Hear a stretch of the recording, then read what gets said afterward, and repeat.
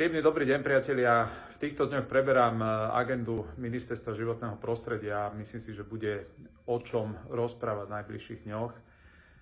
Myslím si, že viaceré masky padnú, ale dnes jednou z priorít pre mňa je, aby na Slovensku sa nielen rozvíjala príroda, ale aby sa rozvíjala aj zamestnanosť. A práve preto som dnes prijal predstaviteľa spoločnosti Slovalco, ktorý ma informoval o troch možných zámeroch rozvoja výroby opäť v Žiari nad Hronom.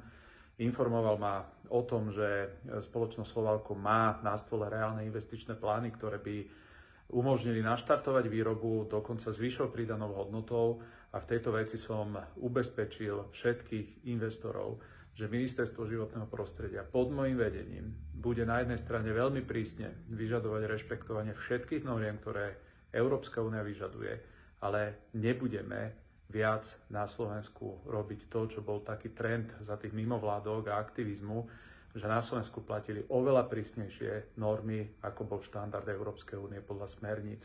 Takže toto je môj jasný odkaz. Ministerstvo životného prostredia bude chrániť prírodu, ale nebudeme sa pozerať na človeka ako na niečo, čo je pre prírodu najväčšou hrozbou. Človek je súčasť prírody a áno, k životu človeka patrí aj zamestnanosť, patrí aj to, že za prácou sa musí niekam dopraviť, patrí aj to, že človek má nejaké spoločenské požiadavky na priestor, v ktorom žije. Takže v najbližších dňoch budem postupne, mám taký cieľ, týždeň po týždni informovať o veciach, ktoré na ministerstve robíme, aké máme zámery. Zajtra budeme mať tlačovú konferenciu, ale dnešný môj odkaz všetkým investorom: Ministerstvo životného prostredia bude otvorené akejkoľvek normálnej spolupráci, pretože zamestnanosť, ekonomický výkon a tak ďalej sú neodmysliteľnou súčasťou normálnej modernej spoločnosti, a práve tie štáty, ktoré majú silný investičný potenciál ako Rakúsko,